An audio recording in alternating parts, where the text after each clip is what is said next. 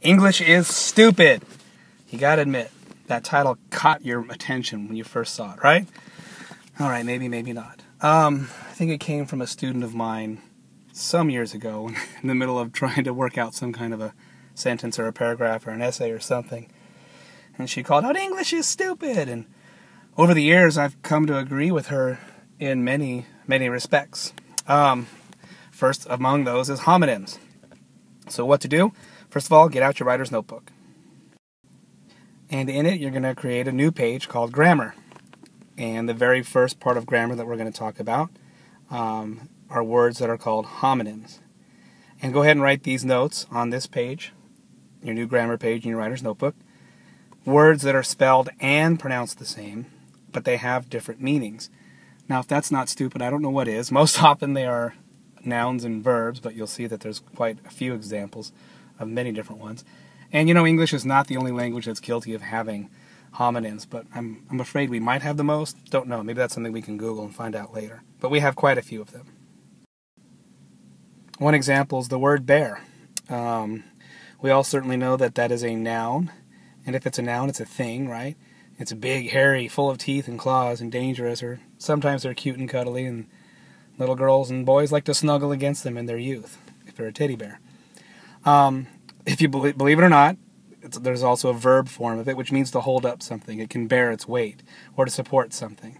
Or it could even be a course of direction. I'm going to bear towards the north as I walk. Believe it or not, there's 22 more different verb meanings of the word bear. There's even an adjective, and that is if it's pertaining to the declining prices in the stock market. It's a bear market. So 3 different types of speech and, 25 different meanings there? 26? Many. So when you see the word bear in a sentence, if you're an English word learner, you've really got to look at the other words in the sentence, get some context clues to figure out which one it is. So if you're looking for an example to write down in your writer's notebook, go ahead and put bear. Many of them, but that's an easy one.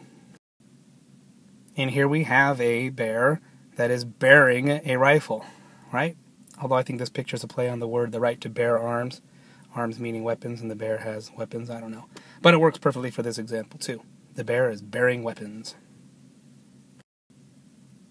And for the assignment, we want a separate piece of paper. This does not go into your writer's notebook, okay? You will not get credit this time if you do that. You're going to title it, this piece of binder paper, English is Stupid.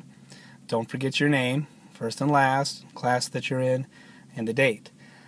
No, don't put that date. That's just an example. And I don't want to offend anybody by putting somebody's birthday or something, so I just chose a random one like the nation's birthday. Anyway, then put number 1 on the left, homonyms, that's what we're doing. And what I'd like you to do is come up with 5 different sentences of your own where you use a homonym in both forms or 2 or more forms in the sentence. So here we have the bear is bearing a rifle from the previous picture. I could say a third one. The bear is bearing a rifle as he bears north, meaning heads north. But only 2 is your minimum. My second example is Abe blocked Mari from his blocks. Get the idea here? If you're running out of ideas or examples of homonyms, there is a link on the Schoology page of a big old list of homonyms, so you can come up with many of them. And then just create 5 of your own sentences, each containing 2 different meanings of the same homonym. All right? That's it.